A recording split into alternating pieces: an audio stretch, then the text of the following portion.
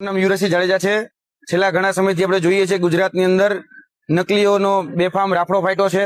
આજથી થોડા સમય પહેલા ગુજરાતની અંદર વડિયા ખાતેથી અમારા દ્વારા એક 10,000 લીટરનું ટેન્કર એટલે કે દૂધનું ટેન્કર છે એ પકડવામાં આવ્યું હતું। તેની અંદર જે નકલી દૂધ છે નકલી દૂધ સાબિત કરવામાં આવ્યું હતું અને એ નકલી દૂધનો ડિસ્ટ્રોય કરવામાં હતું।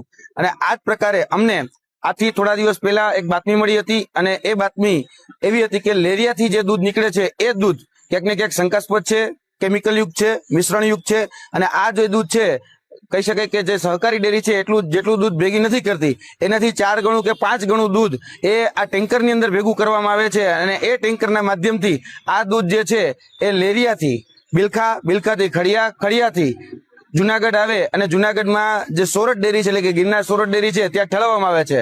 અને આ જે દૂધ જે જગ્યાથી ભરાય છે એના માલિક દેવાભાઈ ભરવાડ છે। અને આ જે દૂધ જે છે એ અમને આજે શંકાસ્પદ લાગતા અમે જે કાળવા ચોકની બાજુમાં જે સરકારી લાઇબ્રેરી આવી છે ત્યાં આ ટેન્કરને અમે રોક્યું છે। અને આ ટેન્કરને રોકી અને જે મુદ્દામાલ છે જે 112 ને કોલ કરી અહીંના પીઆઈને જાણ કરી, FSSAI ના અધિકારીને જાણ કરી અને હાલ આ મુદ્દામાલ છે એ જુનાગઢના C ડિવિઝન ખાતે જપ્ત કરવામાં આવેલો છે। અને હાલ અમે FSSAI ના અધિકારીને બોલાવી અને આની તપાસ કરીશું।